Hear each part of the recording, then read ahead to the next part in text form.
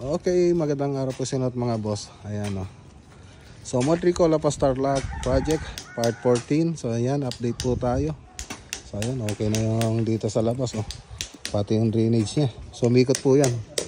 Umikot. Tapos di size po yung size ng mga orange pipe po natin. Tapos doon lalabas yung tubig. Tapos ayun, tatawid doon. Ganun po yung ano niya mga boss. So medyo naikot yung pagdadaanan ng tubig palabas. Ayan. So naka pattern concrete po tayo. Concrete stamp. Ayan. So okay na rin yung mga catch basin niya.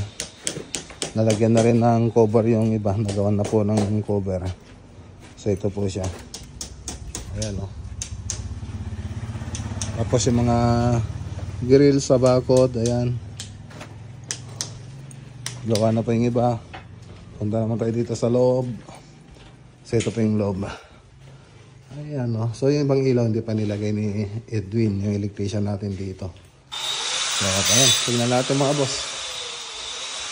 Ito yung sa may kitchen.